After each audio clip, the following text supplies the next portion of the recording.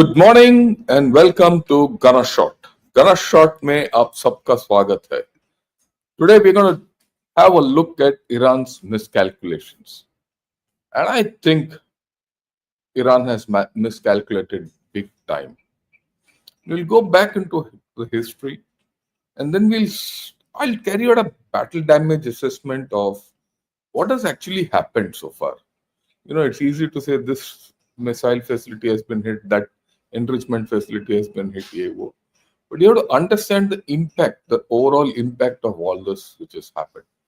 And for that, I'm going to take you into a bit of nuclear physics. I'll explain to you, and then we'll see in the entirety what has gone wrong and why miss and the impact of what's happened. You know, till yesterday, I was also talking a lot in the air. This has happened, that has happened, and all that. And I sat down in the morning and went back to my notes on nuclear physics and then understood, look, there's something which has happened which is pretty extensive. It's not earth shaking, but for a country, it's huge. So, and when you see it with other things, it becomes bigger. And that is where Iran has miscalculated huge, big time. So let's get to the crux of the story. Okay. First and foremost, Trump is speaking of regime change. The first problem for, now that whatever has happened, he is now speaking of regime change. There's depth. You see, there's a lot of planning which has gone on and in the execution of the strikes and all that. Till yesterday, Trump didn't speak of regime change. Today, he's talking. I think he's put out one of his post in Truth Social, which says, look, regime change might be good, or something to that effect. But that's on the cards now, right?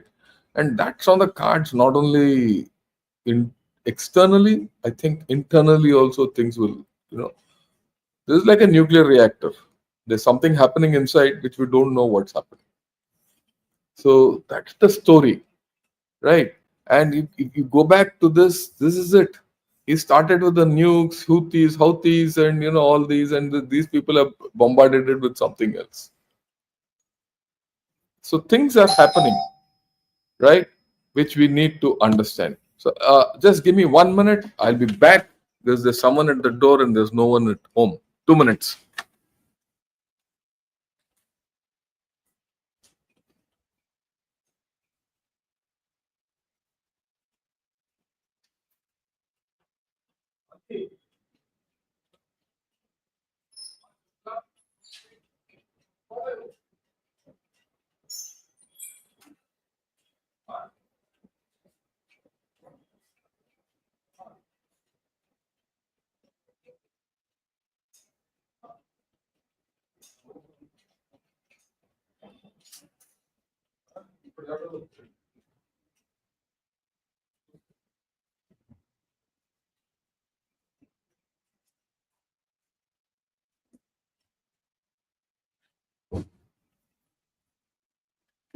Yeah, so sorry because well, these are practicalities of life. At this point of time, I'm alone at the house and every guy is vanished. Anyway, notwithstanding that.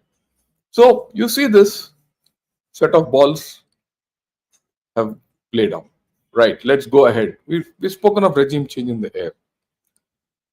Now let's look at Iran's miscalculations from the beginning. Okay, so you get a feel of what has happened. Look, in the beginning, Iran. Yeah, let me show it full. You don't need to see my face.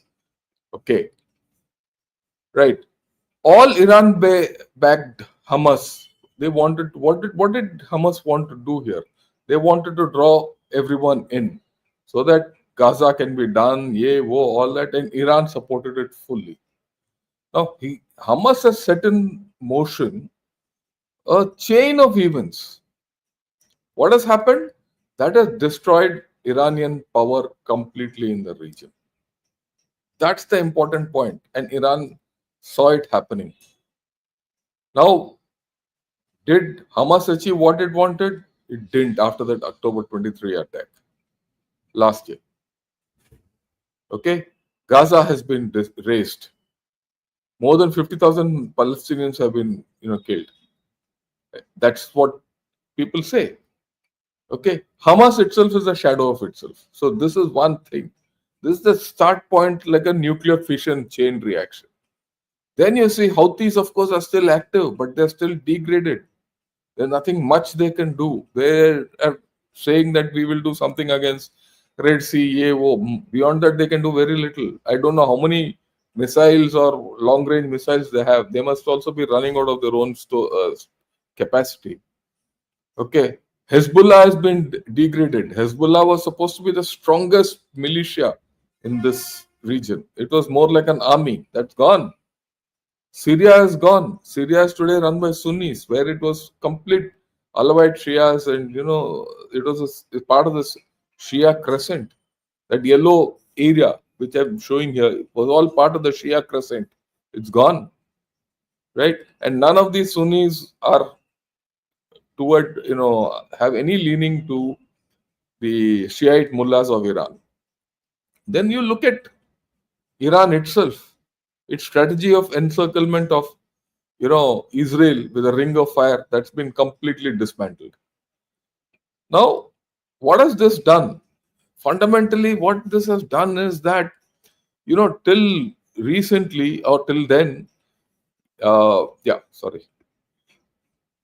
Israel, when it was surrounded by all these people at with a, at its home, it couldn't hit Iran. But now, over a period of time, some drone attacks, some missile attacks, this, that, and all that. Suddenly, over a period of 1 year, now Iran got boxed in.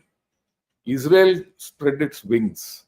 Its superior, technology has come into play. Air defenses have gone down.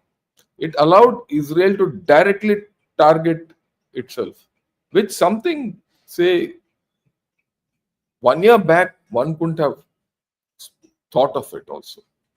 Okay, its senior military leadership today, as it stands, is decimated. People say he can be replaced. I agree, but how many people you keep replacing? It shakes up the whole organization. Scientists are gone. They contribute to your capability building in the nuclear sphere. Okay, it's a matter of you. They're knocking out leaders, so your capacities are going down. Nuclear facilities are almost dismantled. This is something I'm going to dwell on today. Their strategic allies, Russia and China, have dished it. There's no doubt about it. Now they're talking something in UN, Shuven, and all that because they're scared it'll be their turn next. Okay, economy is in ruins and people are in misery. But see the miscalculation. This is where the miscalculation is huge. The mullahs are still defiant. At some stage, you have to cut your losses. Where could Iran have cut its losses? The way I look at it, Iran should have cut its losses around the time the deal was offered. Some deal they should have gotten. They could have always got out of that deal.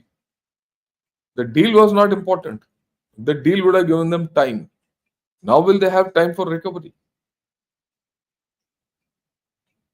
When your power is getting lost, you should know when to say, okay, I'll redo this, my whole story. Okay. Right. What are Iran's options today? There are very few. This is it. It can hit US bases. It can hit Israeli targets. That's going on. But US's bases, it's not touched so far. Israeli targets, they'll hit Israel. Israel will hit Iran. It'll hit Gulf countries, but hitting Gulf countries means escalation. It can close Strait of Hormuz, everyone's talks, but it is self-goal. It can do hybrid options. So actually, out of all these 4 or 5 of them, the only 2 viable. They can hit Israel, right? And they can, really go in for hybrid options. Strait of Hormuz, you can close, there's no problem. Okay, what happens if Strait of Hormuz is closed? Its own oil production will get stuck. China, its ally, will get degraded. That suits USA. Oil prices will go up, USA will make money. Oil prices will go up, Russia will make money. And what about itself? Zero. Okay. Even after that, Strait of Hormuz is closed. What happens after that? Southern part of Strait of Hormuz, if you see, is what? Let's see. Look at this. Look at this map.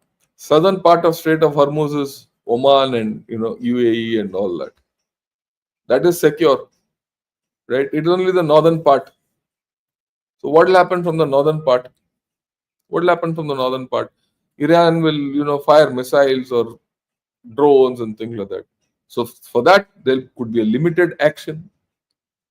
Capture the northern part, 30, 40, 50 kilometers.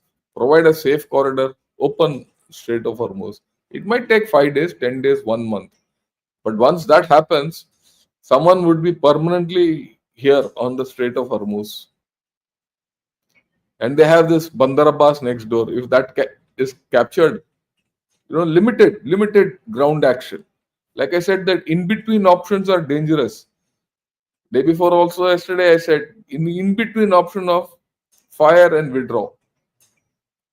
Similarly, no major ground action, but the in between ground action of keeping the Strait of Hormuz open and getting hold of Bandar Abbas will cripple Iran. That what will happen then? What will happen then if that goes? This is the way I look at it. I don't look at going in for a full ground option yet. Bandar Abbas is here. Okay. Right. Now, that will ensure that Strait of Hormuz is all completely out of Iran's hands completely, which is within the capability of Israel, USA, and Britain and all these people. Everyone will say, keep it open. So their sovereignty on their land is eroded. If that happens, Iran's oil won't go out. So economically, it's gone down further. If Bandar Abbas is closed, their economy is finished. And this is well within US capability, well with Israel's capability. Right? So people say Iran has options, and we're going to discuss it today. Today, Brigadier Arun Sehgal and I are going to discuss what's the way forward for Iran and what are the options for Iran. We'll see that. In this game, we have to analyze both sides of the equation. Okay? So, that is where Iran is. Now, if all this happens, unrest. If all unrest and all happens, regime change. So, these are steps to regime change which are happening, which are unfolding. When people say there will be no regime change, well, I have my reservations. Regime change, the worst regime change which can happen to all this, a particular regime is from within. Can it happen? Possible. After all, if you go back to 79, why did Khomeini come? Regime change. Okay. Internal revolution. That is the most dangerous thing today in Iran. Right. Okay. This we have seen. Sorry. Okay. Now, these are the options. Now, look at it. US bases are all over. How many bases will they hit? Hitting any one base also, right? Have a look at it, slightly bigger thing. Hitting one base also will invite trouble, disproportionate trouble. So I don't think US bases are at risk. And US has also made its intentions clear that we're going to be surgical about it. We're going to hit this only. It's only now Trump has started regime change. That if you leave it out, so far they've said we've hit Iran's nuclear facilities, not military targets, not civilian population. But they've given a warning, you touch us, we'll do what we have to do. So Iran has not crossed that red line. But will it? We'll see. Okay. Then what's the capacity of Iran to retaliate? You see the number of strikes at Israel, it has gone down. This is the thing. Iranian missiles fired from 13th onwards. They're all gone down. This is only till 18th. After that, it's gone down further. Now, what has happened? is initially Iran was firing, short range drones and missiles and all that. They were not effective. So they have to resort to ballistic missiles. So the number of ballistic missiles is depleting. Added to that, there is news that at Khorram Shahar, there's a missile depot which has been blasted by Israel. Now, Israel will do all this in detail. Your launch capability is gone, which will affect nuclear capability. See, when you talk of nuclear capability, there are three things. One is your capability to enrich and produce uranium. Second, your capability to produce a weapon and put it on top of a missile. And then the ability to fire a missile. For that, you need a missile and you need a launcher. So some parts of all this is being dismantled or dismantled. Okay, let's look at the damage assessment which has gone in so far. Right, this is what we know, isn't it? So far, this is Fordo. Everyone talks of Fordo, Fordo, Fordo. One strike here and one, three pock marks here, three pock marks here. Entrance closed. Okay, I'll show this. See, this is the thing. What you can see is about 8 hits in this area. The Americans say they put totally fired 13 GBUs in this area, 2 on Natanz and 11 here. Where the other 3 we don't know. It's not come out. I'm sure it's there somewhere. Or it has gone one after the other. Then it's worse. So there is damage here, whether you like it or not. What damage? We'll see how it is. Okay, now you look at this. This is Esfahan. Okay, Esfahan. This is before these American strikes. Now look at this. All this is damaged. I'll go back again. See this? So there's a huge damage in Esfahan. Esfahan has been hit very badly. If you see in Esfahan, this part of Esfahan is damaged, this part of Esfahan is damaged, all superficial. Now, Esfahan is very critical to them. And you'll understand this as I go along. Okay, Esfahan is their research center. There are certain important things. It's not just enrichment. The chain has been hit. Okay, and then of course this is Natanz. Natanz is their biggest enrichment facility that has been hit. This circle here is where probably the GBUs have gone in.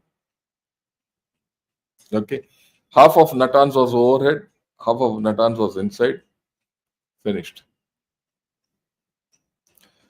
The top half was taken off by Israel. The underneath, I think yesterday the Americans would have done the trick. So what is left, we don't know. We'll come out, but I'll make an assessment. Today, I'll make an assessment of all this which has happened. Now I'm going to go into nuclear physics. So what is this part of nuclear physics which I want to go into? Or this is a bomb. Okay. This is called a gun type bomb. Now let me expand it fully. This is a gun type bomb. What is a gun type bomb? This was the one which was used in Hiroshima. In this, 2 subcritical masses of uranium are kept apart. And they are driven in by an explosive. Something like this. Explosive here, it goes down. There's a mass of uranium here. There's a mass of uranium here. Both come in, they become supercritical, and then they explode. That was what was used in Hiroshima. Now, later on, there's an implosion method. In this implosion method, a subcritical mass is kept here. In this, it's shown plutonium with a plutonium core and uranium, right? And then, explosives are kept in the periphery. They are blown. These explosives drive whatever is inside together to form a supercritical mass, and that supercritical mass blows. So this is the fundamental of a nuclear device. So what is it required here? You need technology to make all this. You need technology to make all this happen. One. And then you need this nuclear material. So let's understand these a little more so that we all understand what has actually happened. Okay, I'm going to take you. For many of you, you might not understand it, but this is a fundamental way of looking at this whole story. Okay, look, fission has three options. Okay, there are three options for fission. In any, this is fundamental again, and I'll put it in as simple words as possible. The first is fission of uranium 235. Fission of uranium 235 is the most common. Okay. Then you use U238. And I'll explain this a little later and convert it into plutonium, and plutonium 239 is used. They're the plutonium bombs. And then you use thorium 232, convert it into thorium 233, which is also auto fissionable. Okay, you fission it, and you. These are the three forms of fission which you can use for a weapon. Invariably, weapons are based on either uranium 235 or plutonium 239. These are the two ones. I'm talking of fission. I'm not talking of fusion. Fusion is a ball game separate. I'll not talk of it. So now you go back. This could be either this is uranium or this is could be uranium come plutonium. So you need those two. No one has made it out of thorium so far. Okay, thorium is a tricky thing, right? Now, what happens on nuclear fission? You take a nucleus of this 235, you bombard it with a neutron, or you hit it together, or make it supercritical, and then it breaks.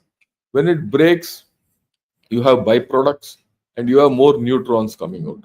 Those neutrons will hit another, it's like this. You break a U235 atom, then it breaks up, gives you more neutrons, which breaks more, and there's a chain reaction. And for this chain reaction to sustain itself, right? For the chain reaction to sustain itself, you need it to be supercritical of mass. Subcritical, it will fizzle out.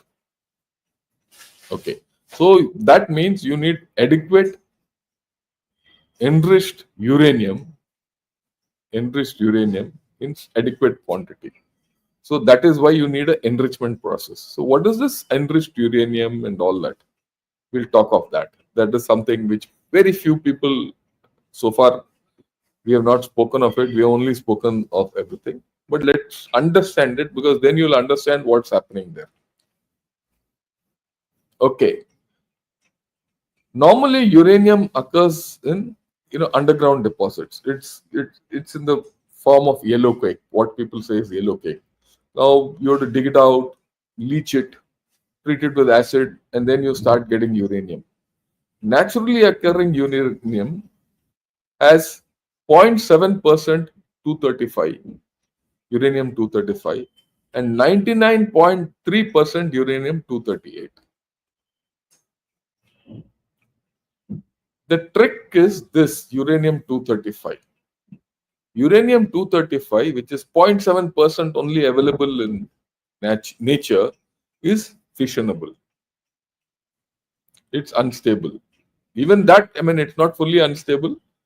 It can be fissioned. Okay. 238 is stable. You can't fission it.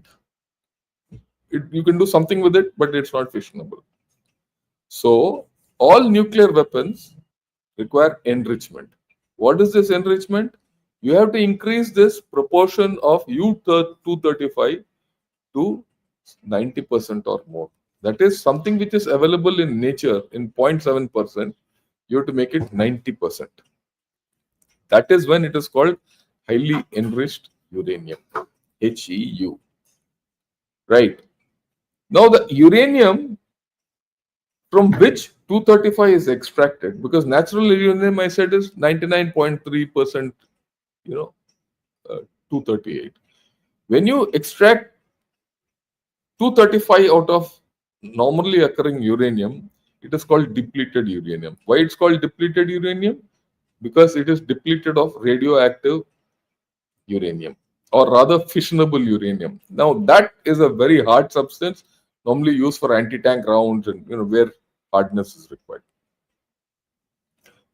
Now when you talk of normal nuclear reactors require about 3 to 5% of uranium 235.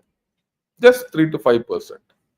And this is called low enriched uranium. So remember, when you read, hear everything, low enriched uranium used for reactors, high enriched uranium used for bombs. Right. Now the trick is high enriched uranium can be used with plutonium to form a pit and all that. But I will not talk of that at this point of time. The bomb which was used in Hiroshima and Nagasaki had HEU, that is highly enriched uranium.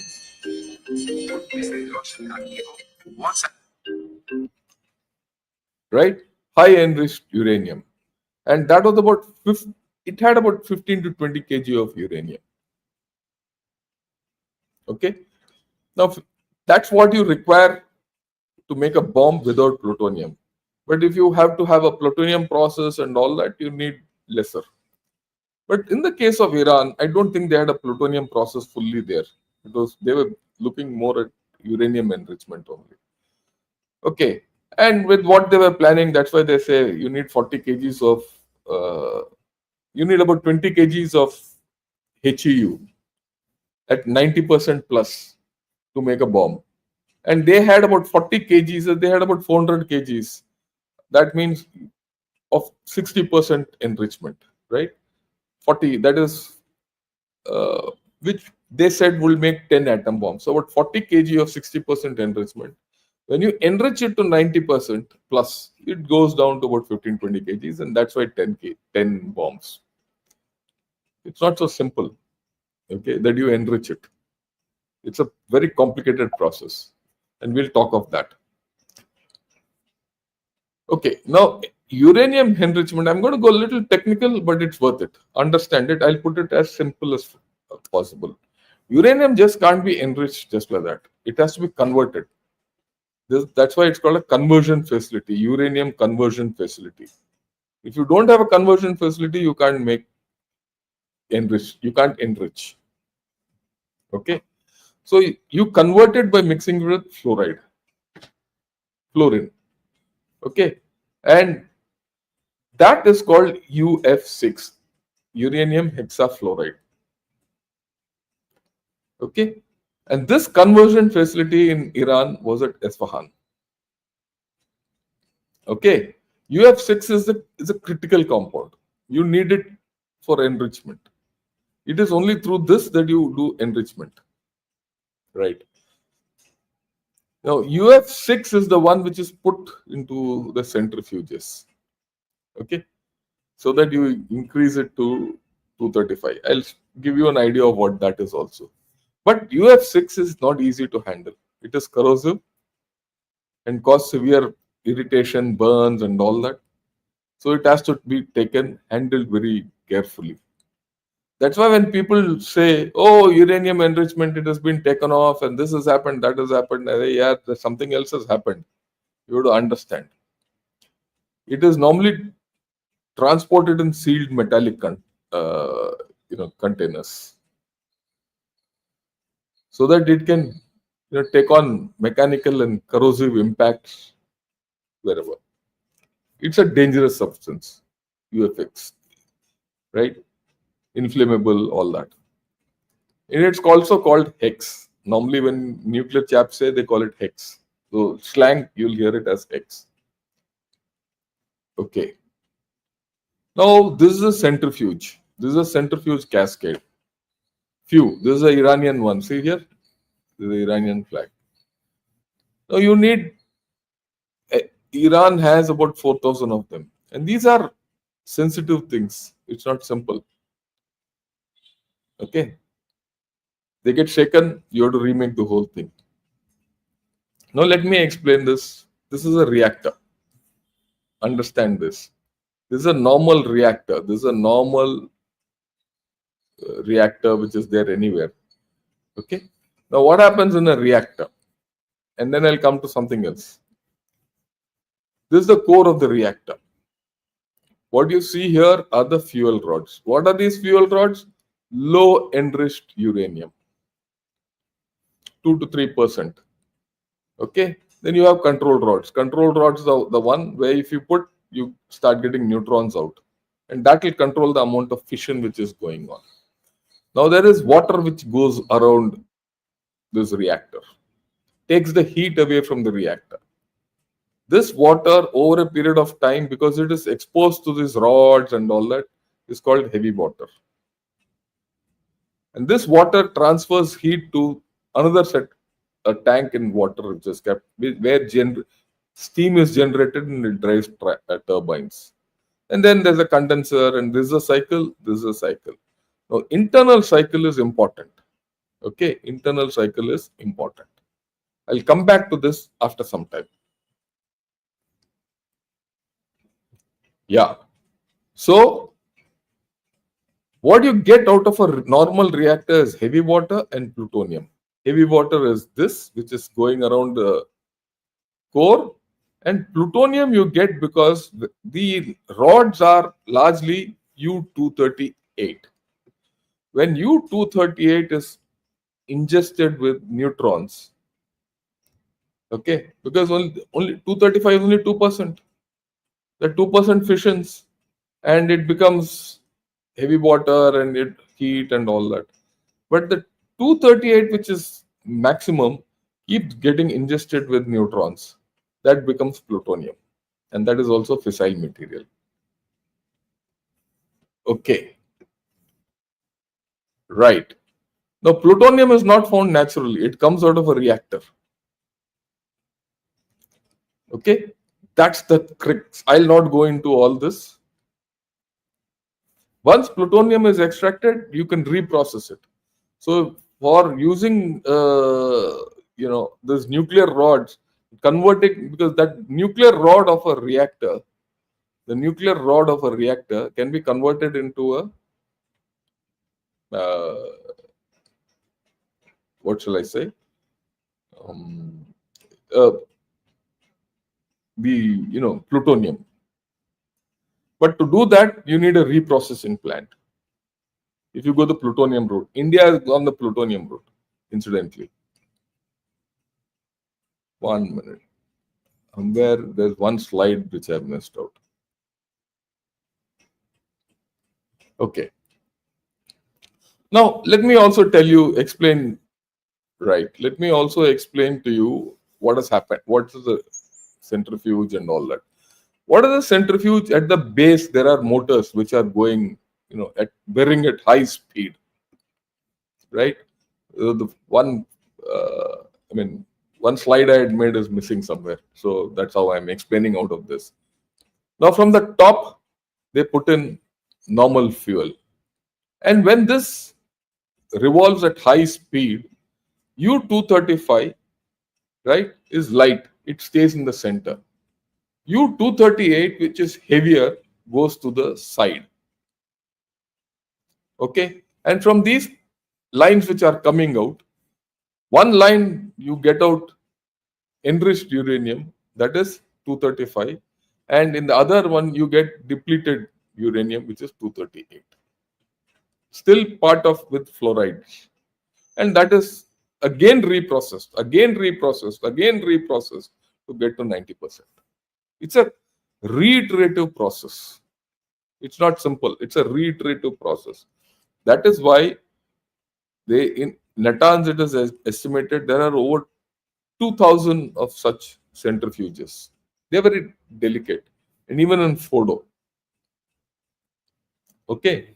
So if any of these are done with, it's a problem. So when people say, oh, most of this item has been taken out, they're talking through their head. Yes, we'll talk of what could have been taken out. Right. Now you look at what's happened here. We'll go one by one. This is the damage assessment which I feel has happened. This is the crux. Natanz. Natanz was the main enrichment plant, okay, which could get up to 90% purity. Same thing was is at Fordo also, but I'll come to Fordo.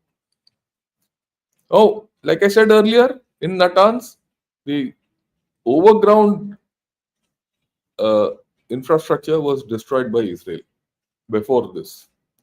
Now the underground thing has been destroyed by USA. So Natanz is a complete write-off. Most of the centrifuges would have gone. Some might be there, but once it's gone through that kind of a shock, you don't know whether it's right or not. You have to reconstruct the whole thing. It's not going to be easy. And plus, there's some contamination. There would be contamination inside. It's not come out, but it's there. In fact, IAEA has said there is contamination at the site. So this site is virtually closed. Natanz is a write-off, the way I look at it. I mean, others can talk what they want. Fordo, not big as Natanz. Incidentally, its construction began in 2007. For 2-3 years, Iranians never told anyone about it. Then it was discovered. Then some inspection started. Then the layout was known, everything. Same thing as Natanz. It's been hit. We don't know what's inside. When it opens, what's the contamination? We don't know. These centrifuges, what's the state? We don't know. These are all enrichment facilities. Enrichment facilities might not store uranium. Understand this. They might have stored something in Isfahan, or no, not in Isfahan, in Fordo, possible. Now let's look at Isfahan. There were 3 Chinese reactors which were operational here. They're research reactors. The Chinese were helping the Iranians quite a bit. This also had the uranium conversion facility. Now, this is important.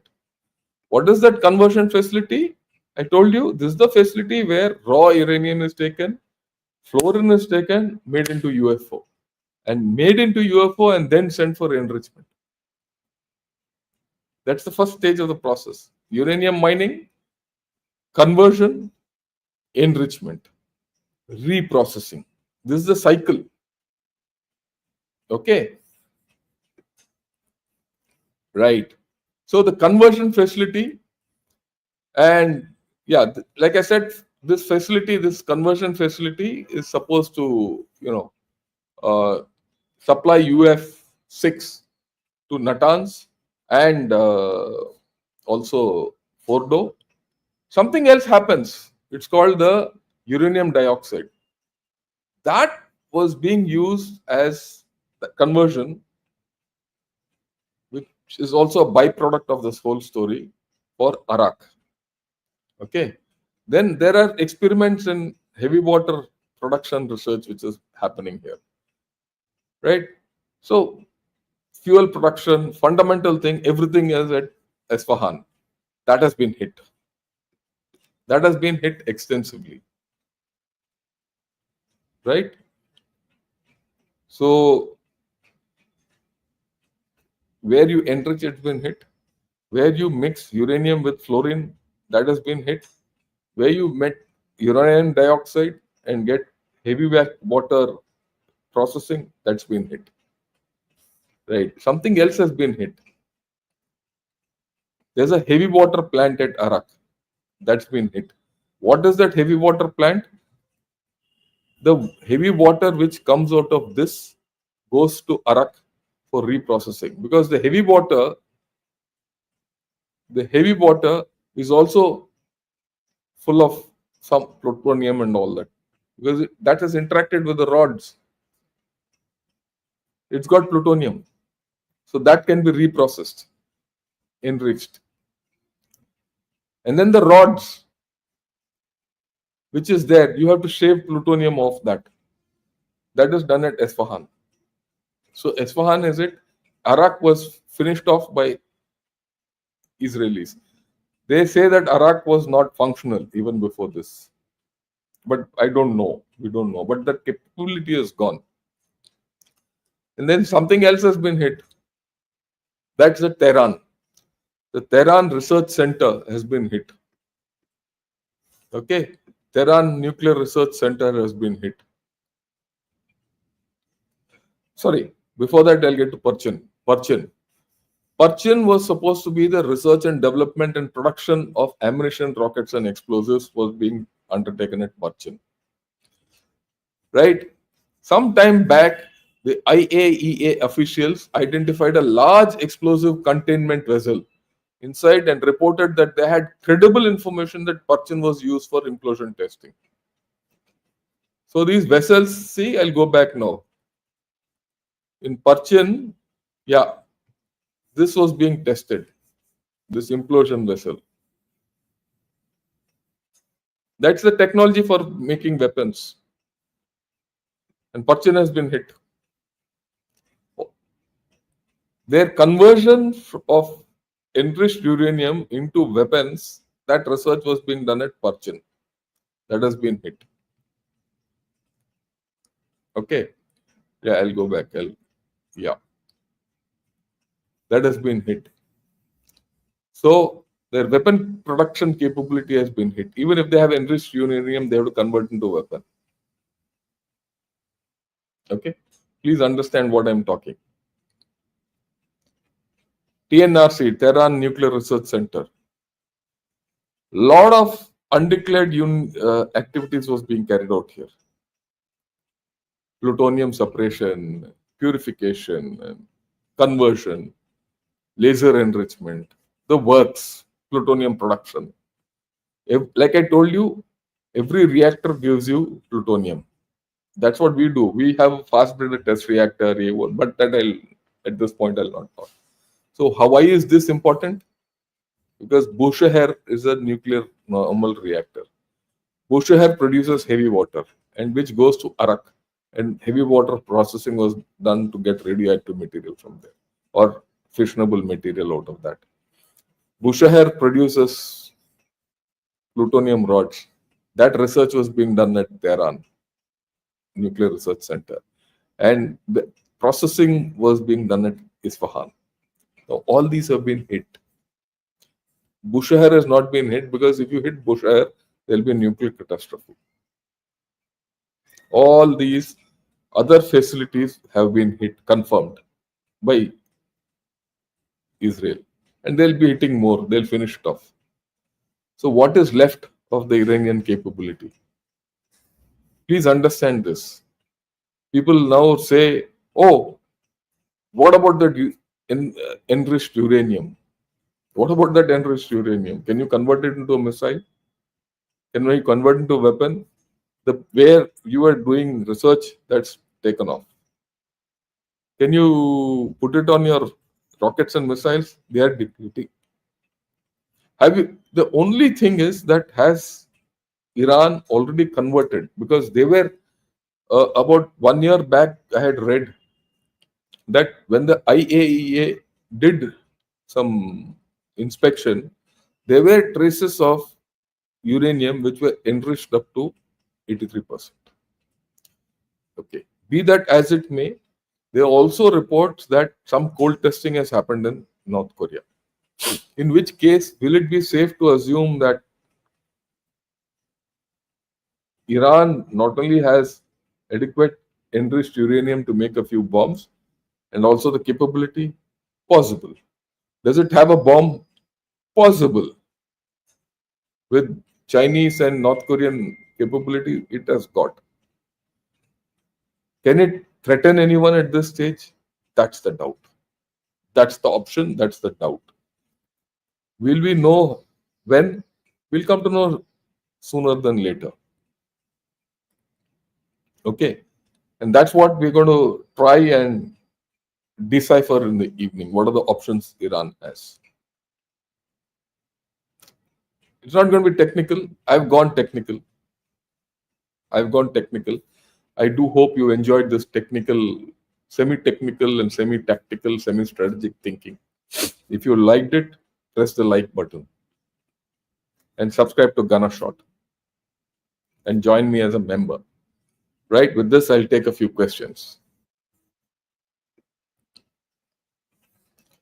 Yeah, MK, thanks for becoming a member. Okay, yeah.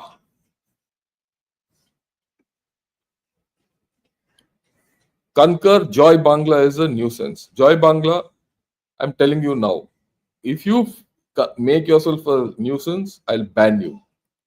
Be very clear. You will not be able to come. Everyone has tolerated you so far, no more. Okay. Sir, thank you for the brilliant session in Chennai yesterday. It was an honor to meet you. And yeah, thanks a lot. Yeah, I must tell everyone I spoke to school children and a whole lot of people on India's external and internal threats. Self and General Narayanan were there. Thanks a lot, Venkatesh, for your contribution. Yeah. Okay, now let's go to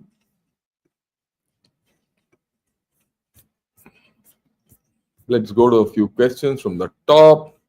Hans, good morning. Akash, good morning. Ashu's chest lab, good morning. Right. After Iran's regime change, Netanyahu, Iran's nuclear bombs are in Pakistan. Ashok Gazula, namaskaram. Shweta also, good morning. Malika, good morning. Right. Jitendra Arya, Aurora, good morning. Right. Rohan also, good morning. Okay. Vivek Berry, good morning. AM Kamath, hello, how are you? Lofi, good morning. Right. Is Furdo completely damaged? I hope I've clarified. Why I look at it, I don't think anything in Furdo can be used in a hurry. Right? You have to do some blasting way. We don't know what's happened inside, who'll go in, what's the damage, we don't know. The way I look at it, you can write off Furdo for the next 2-3 years. Okay.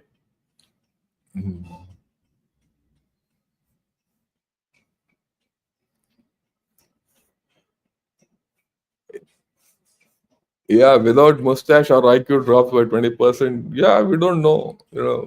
Yeah, I agree with you. Like it. Okay. Ajit Dikshit, good morning. Pak handles spread misinfo. We allowed US airspace to attack Iran. MIB put out a fact check 10 hours later. China and Pak at full time info war. I don't think so. There'll be something. Don't worry. Don't be in a hurry about this. This is part of the game. Because there are enough handles which are putting out that Pak airspace was used. And Iranians are not fools to think that Indian airspace is used. Look at it this way: if Indian airspace is used, Pak airspace has to be used, isn't it? It can't happen that Indian airspace is used and Pak airspace is not used to go into Iran. So Iranians are not fools, so no one will get carried away by it. Yeah, Iran appears to be most isolated right now. I agree with you. Vishwanathan, morning. Is our government establishing proper info-war capability? Yeah, I think they are. Don't worry. Is there any option for Iran other than live to fight another day? Well, I don't see so, but we'll discuss it because we have to discuss it in depth. And today evening, Brigadier Saigal will come, and I've requested him. We'll talk of this.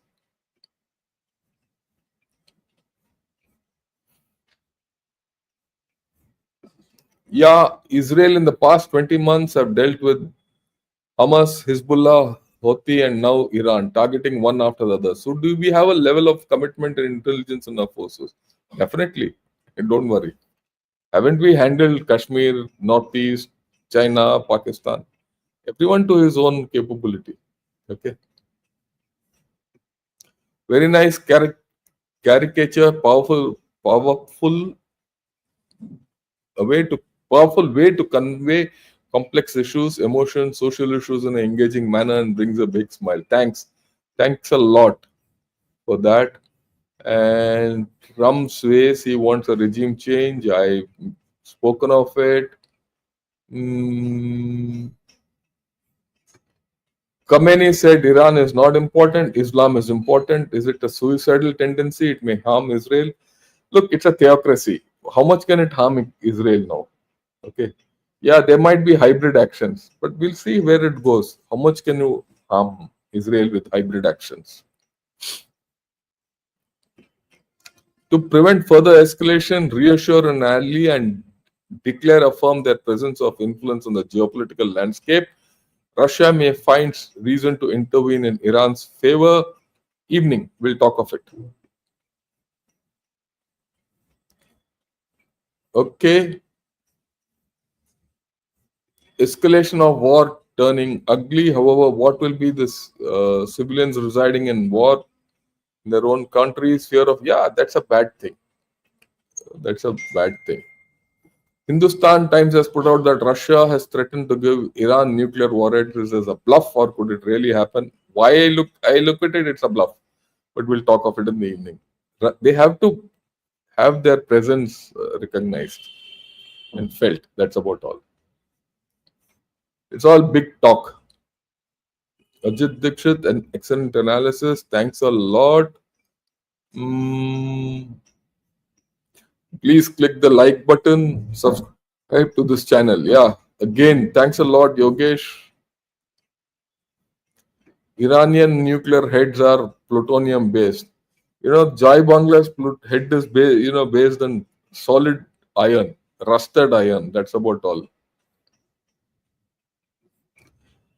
I'm always going to bet on India, so do I. There's no problem. We are okay. IAEA confirms no radiation leak. People are saying this attack was a great failure. Nothing achieved by this attack except for a big hole in Iran and US economy. Tiger Sati, now I would like you to answer me. Are you convinced of what I've said? If you're convinced of what I've said, you should change your mind.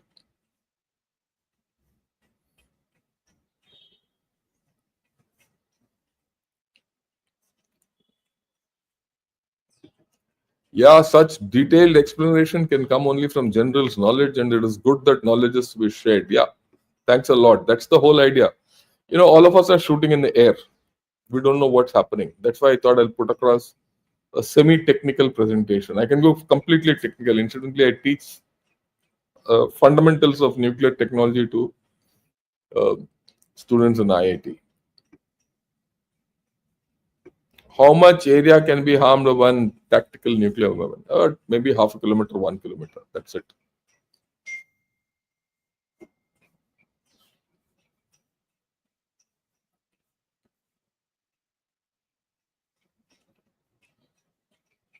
Yeah.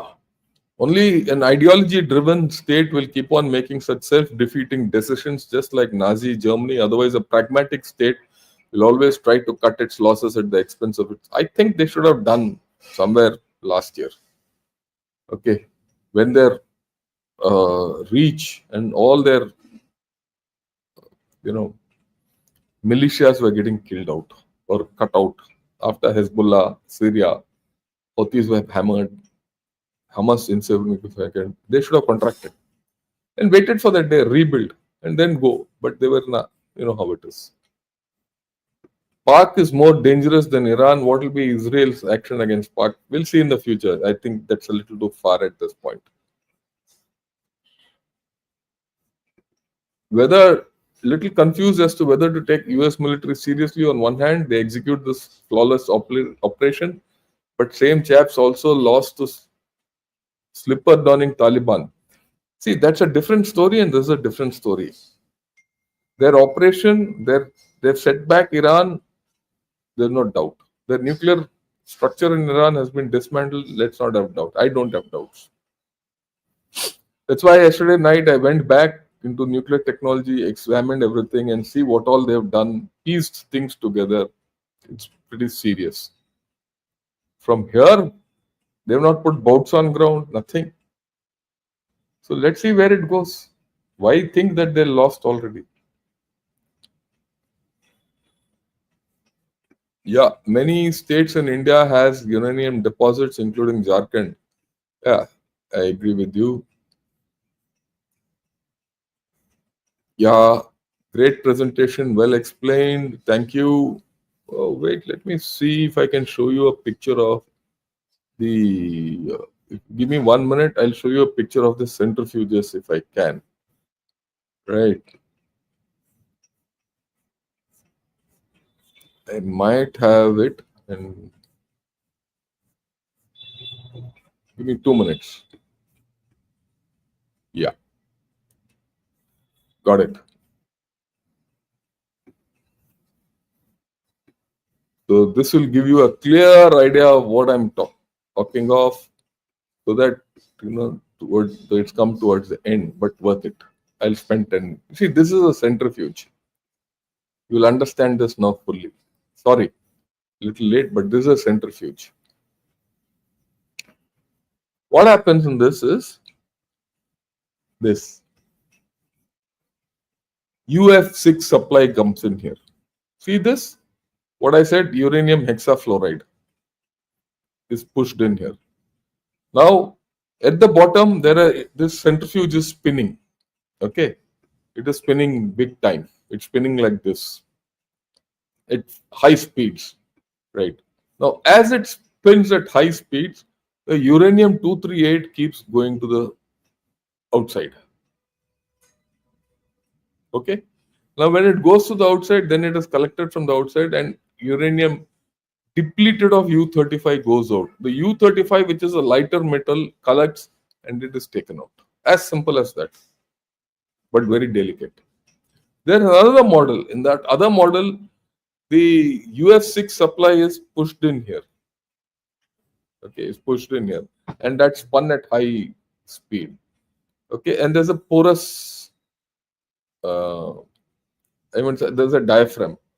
And when that is put at thing, the U35 goes out, and the U38 goes out, and the U35 flows out from the other direction. It's different models, but that's how it is, right? See, this is a centrifuge process. Uranium is first converted into a gaseous form, usually uranium hexafluoride. This gas is then fed into a centrifuge like this, which is a rapidly rotating cylinder. Due to the centrifugal force, the heavier molecules of UF6 containing U38 move towards the outside. Okay. While the lighter molecules containing U235 are concentrated near the center, and that is pulled out. As simple as that. I hope I clarified this. I would have felt bad if I couldn't have shown this. So they are delicate. I think the enrichment capability of Iran has gone down by about 90%. They might have just that enriched uranium. That's it. So there are a lot of things which have gone right. I hope that I have put in clear. Sir, Israel took out Hamas, then Hezbollah, next was Iran. But looks like Iran did not see it coming. Yeah, I think they're more of a theocracy, more of a mental block. Yeah, how could I help? How could I visit Gunner shop for merchandise? Let me put it this way: that is at this point of time only available outside India. Okay, you go to you put your thing under on that any of that merchandise. Click, you'll be diverted to a website where you can order and it will be delivered home. But it is mostly available in abroad. That's why I've not spoken much about it. I'm trying to put together someone here who can give me the same thing, and I can tell you. I'll come out with it. I'll give you a link, and you can buy it in India. If you're in India, don't attempt to buy it. If you're in abroad, you can buy it. Especially if you're in USA, go for it. The things I got positive affirmation and feedback that the stuff is good. In India, I still not started it, but I will start it soon. I'm patient on this.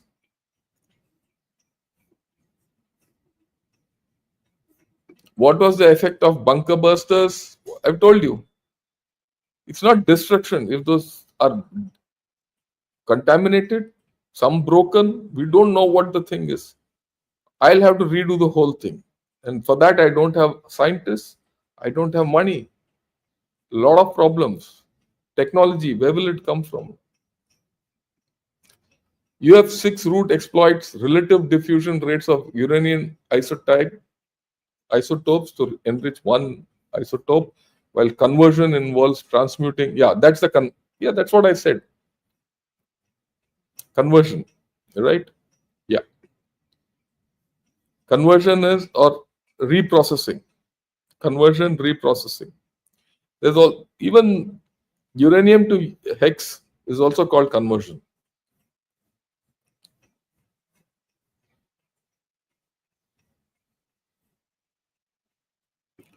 Containment is inevitable. Yeah, I agree with you.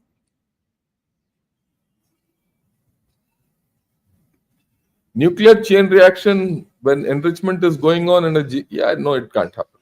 There's no chain reaction when enrichment is happening, because when enrichment is happening, the enriched uranium is very little, the percentage is little, so it will fizzle. Nothing will happen.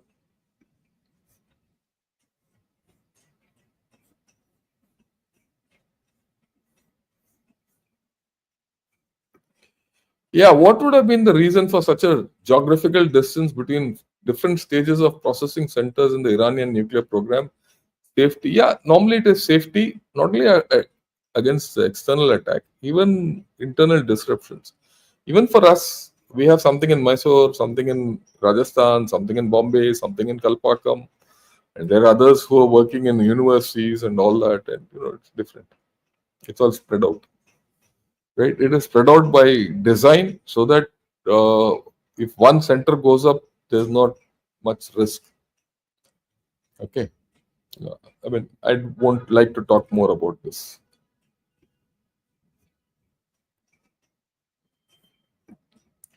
Do people store enriched uranium in metal, liquid, or gas state? It's in metal state. It's always in metal state.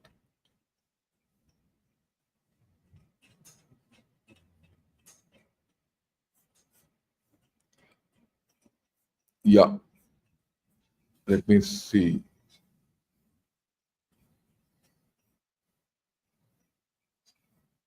Why is China not come to help Iran? I'll talk of it tomorrow. Actually, today was to talk of China, but I'll talk of China tomorrow. I thought, these things came to mind yesterday after my discussion on P Gurus. And today's Brigadier Saigal said we'll talk of Iran's capability, nuclear options, whatever options they are. So that's why I did this. Quickly, I went into thing and came out with this. So we'll talk of China tomorrow.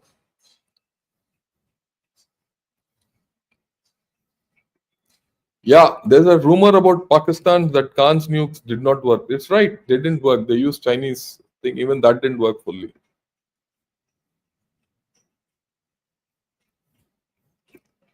Yeah, I agree. They don't have Air Force. They have old Russian and old uh, US jets. If cold testing by implosion was successful, then it is as good as a device since the core has to be replaced by a fissile material. Yeah, I agree with you. They might have one or two. That's what I'm saying. That's the only option they have. Will they like to use it? I don't know. Wonderful session. Thank you. Oh, yeah. Big fan. Indian Army gentleman, in Army, my dad ex-serviceman. Thanks a lot, Anil, for your contribution. Right. Deepak, been watching your program. Pleasure to see some sensible analysis. Thanks a lot. Without screaming. You and I, why should you scream? You should be cool in your head. What's your thoughts on Pakistan's future position in light of a virtual Iranian decimation? Will there be less collusion? We'll speak of it separately a few days later.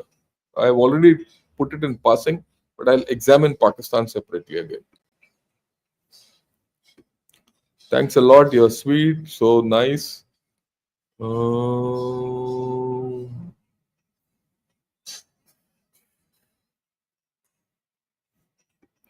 yeah, so basically, every side performing each stage of enrichment has reaction has been. It's not just the enrichment reaction. They've finished off the reprocessing plants. They finished off the conversion plants. Two types of conversion. Making of UF6 and the one to plutonium, that's been done and dusted. Heavy water plants they've finished off. Mining also they've hit. So the whole chain has been hit just by enrichment. What will you do? Enrichment also has been hit. Your capability to enrich has gone down. Can Bushehr nuclear reactor extract cobalt 60 and other isotopes which are used in dirty bombs? Every reactor you can get every uh, isotope. Something always happens. That's why it's a reactor.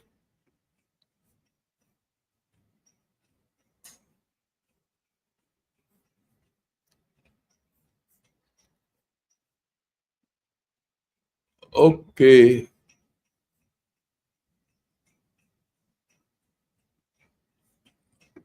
Can Iran attack India to put pressure on Israel? No, no, forget it. All this is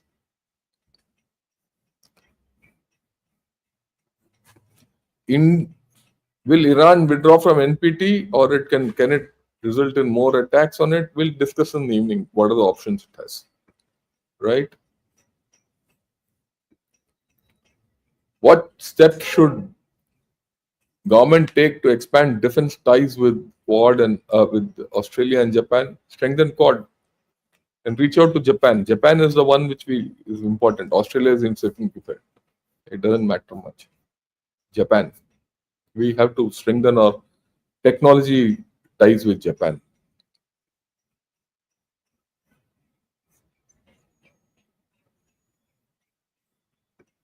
Yeah, looks like I missed the great session. I will make sure to watch. Yeah, do that because this is different. You'll not get this anywhere. I can assure you this.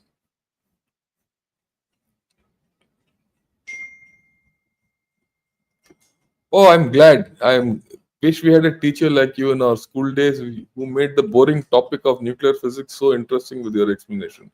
Oh, that's good. Yeah.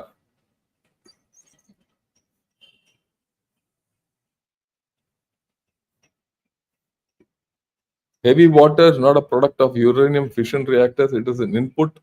Heavy water is used to slow down neutrons of without. Yeah, I agree with you, but then it becomes heavier as you go along. Okay, I agree with you, but I put it in simplistic terms. I put it in as simplistic terms as possible. Please understand. Okay, let me put it.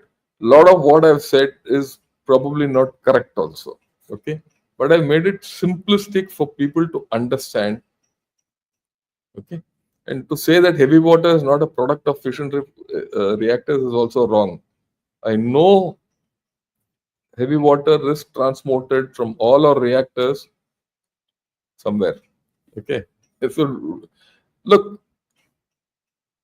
just grant me something that I am. If I say something wrong, I'm deliberately saying it wrong. Not that I don't know. I know this whole process. I'm deliberately saying something wrong. It takes an effort for me to lie to you, to bring home some fundamental ideas about nuclear physics. Okay, take it from me. Got it, Arun?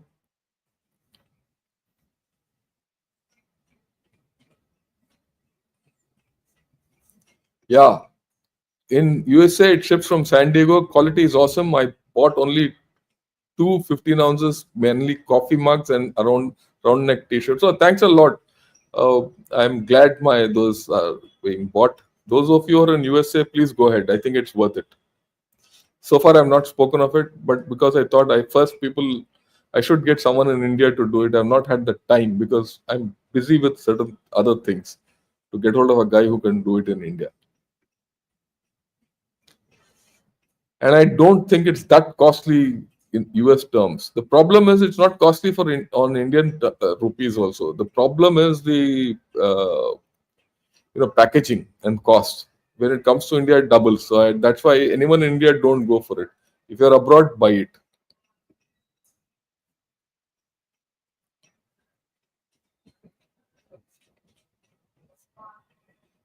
Okay.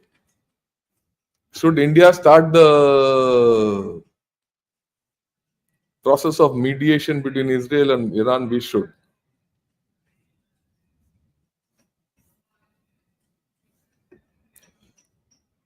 During my college days, I visited the Kalpakam plant and asked them if they produce nuclear weapons. He just smiled and said no answer. I think he did the right thing, no?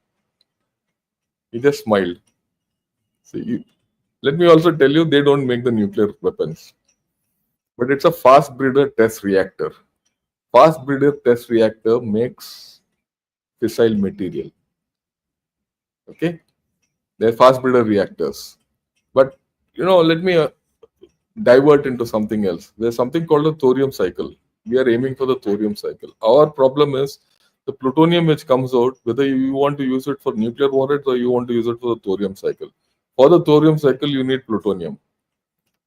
We can increase our nuclear warheads, plutonium warheads. There's no problem, but it will be at the cost of our thorium cycle. If you don't get our thorium cycle in, our energy requirements go up, or the gap will increase. The faster we get into the thorium cycle, the better. The day we get into a proper thorium cycle and invest into it, then we will be energy surplus. So we are going through that phase next 5-10 years. That's why I say India should not develop in a hurry, because if you develop in a hurry, you don't have energy for it. And your energy will be there in place in about 10 years with thorium. Then your development will be even faster. And a lot of things are interconnected. Yeah.